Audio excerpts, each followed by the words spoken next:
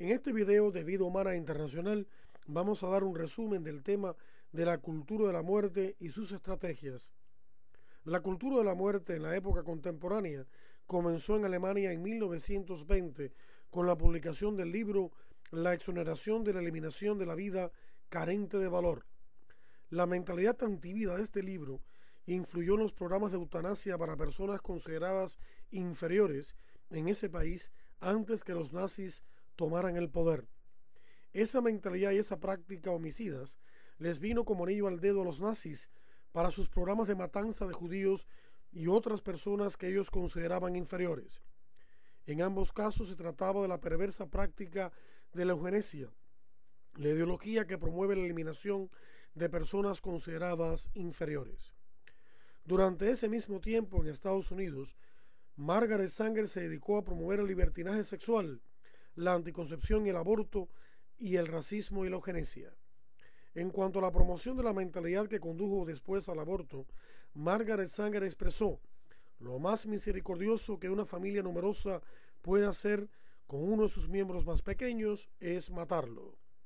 En cuanto a la promoción de la mentalidad que condujo después a la anticoncepción y la eugenesia, Margaret Sanger expresó: más hijos para los capacitados, menos hijos para los incapacitados. Esa es la esencia del control de la natalidad. En cuanto a la promoción de la mentalidad racista, que está íntimamente relacionada con la eugenesia, Margaret Sanger expresó: no queremos que nadie se entere de que queremos eliminar a la población negra, y el ministro religioso es el hombre que puede aclarar esa idea si alguna vez se le ocurre al más rebelde de sus miembros.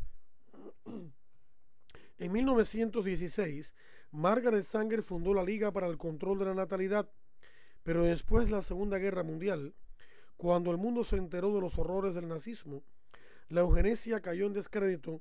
Sanger le cambió el nombre a su organización a Planned Parenthood, Paternidad Planificada, y en 1952 ayudó a fundar la IPPF, que son las siglas en inglés para la Federación Internacional de Planificación de la Familia, la organización más abortista del mundo.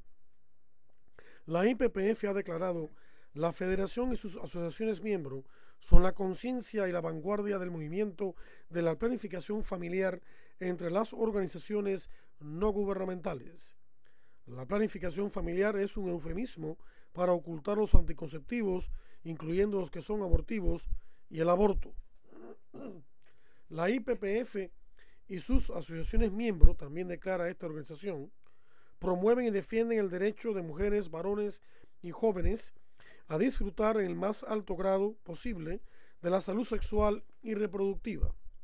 Observemos cómo la IPPF ni siquiera menciona el matrimonio y cómo abiertamente promueve la actividad sexual entre los jóvenes.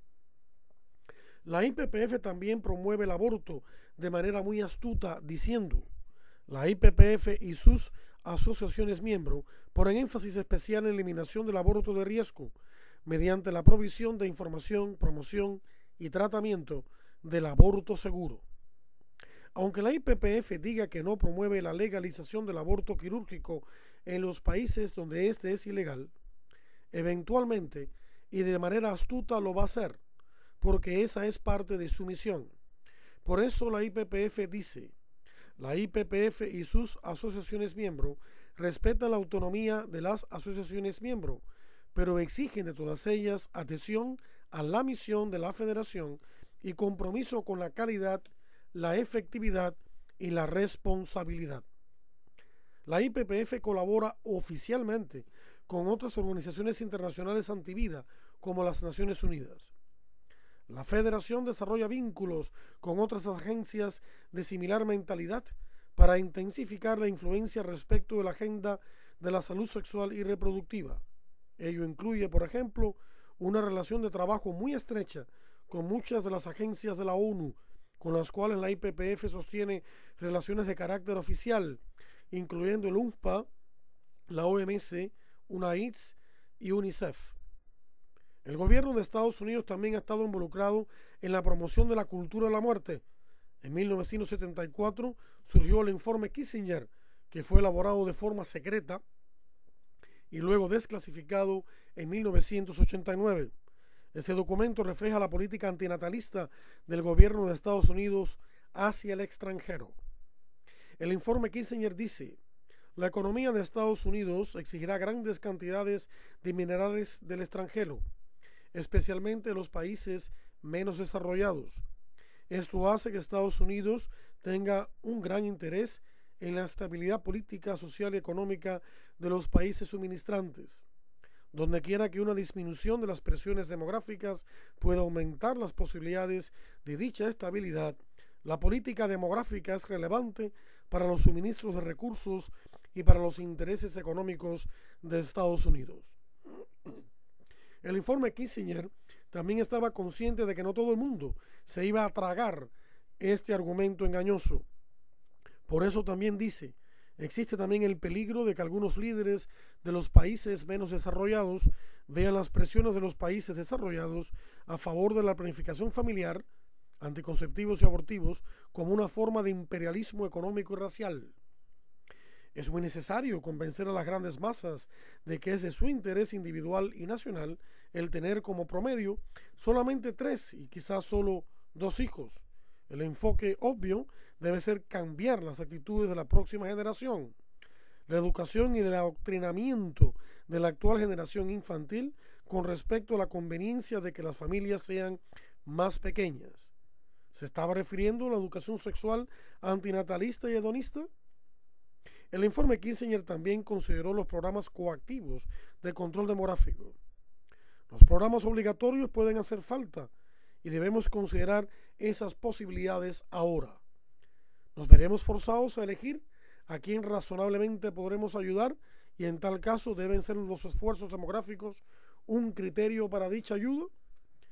En el momento actual el mundo entero está sufriendo el efecto de la mentalidad antivida del gobierno del presidente Obama. Durante su campaña prometió a la IPPF de Estados Unidos firmar el proyecto de ley FOCA, por sus siglas en inglés, que es peor que la actual ley abortista de ese país. Gracias a Dios, FOCA no ha sido aprobado por el Congreso. Obama también eliminó la prohibición del financiamiento a organizaciones internacionales abortistas, incluyendo las que actúan en América Latina. También quiere eliminar el derecho a la objeción de conciencia en su desastroso plan de salud. Obama también se ha rodeado de políticos de su misma mentalidad. Nancy Pelosi, portavoz de la Cámara de Representantes y quien se considera católica, ha dicho que los países en vías de desarrollo solo podrán crecer con una reducción significativa de la natalidad. El vicepresidente Joseph Biden, quien también se considera católico, le prometió millones de dólares de Estados Unidos a Kenia si ésta aprobaba una constitución pro aborto. La secretaria de Estado Hillary Clinton considera que la salud reproductiva incluye el aborto.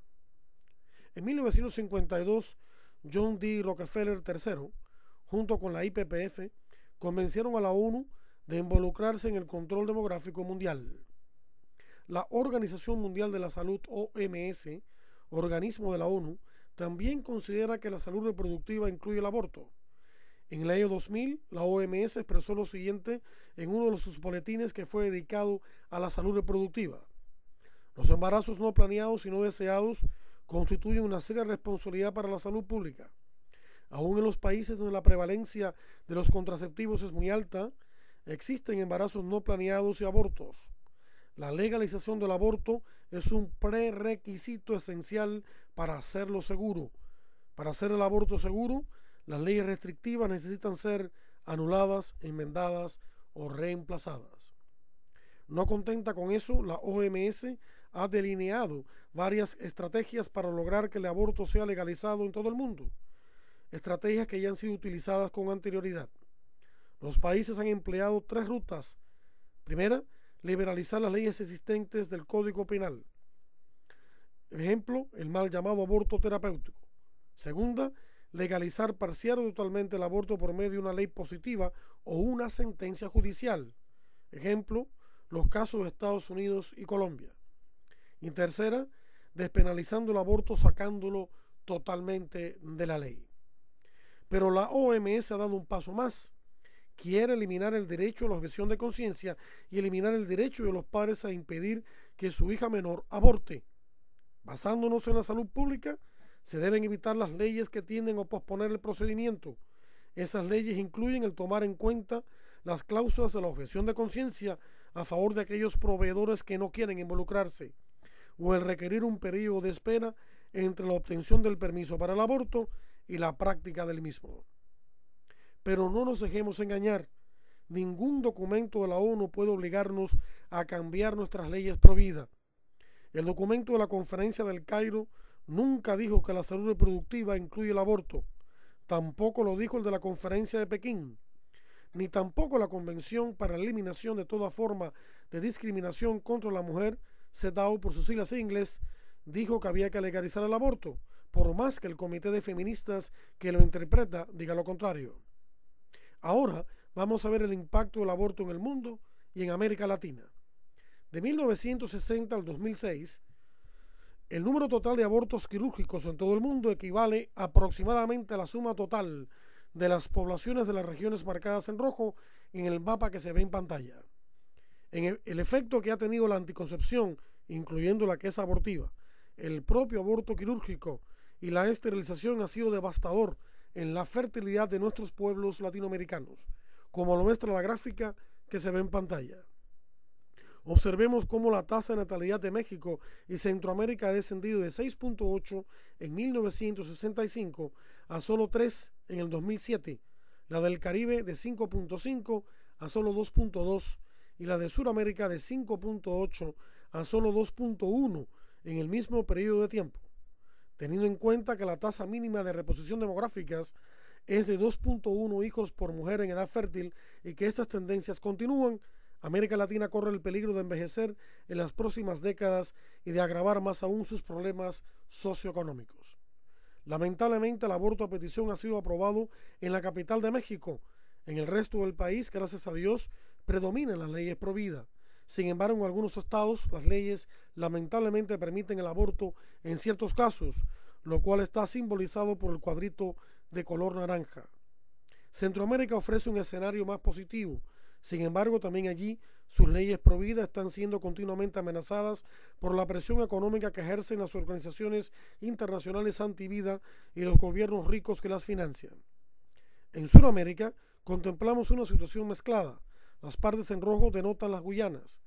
Los países latinoamericanos de esta región tienen una mezcla de leyes pro vida y de leyes que lamentablemente permiten el aborto en ciertas situaciones, como es el caso, por ejemplo, de Colombia. Definitivamente estamos ante una batalla de vida o muerte entre el Evangelio de la vida y la cultura de la muerte. Jesús nos dijo que el diablo es mentiroso y asesino desde el principio, y San Pablo nos dijo que el diablo se disfraza de ángel de luz y lo mismo hacen los que lo siguen. De esa palabra de Dios podemos deducir que la estrategia fundamental de la cultura de la muerte es mentir astutamente y su objetivo fundamental es matar. Para obtener más información acerca de este tema, le invitamos a visitar en el portal de Vida Humana Internacional los enlaces que ve en pantalla. En ellos también encontrará la doctrina de la Iglesia sobre estos temas. Muchas gracias por la atención prestada.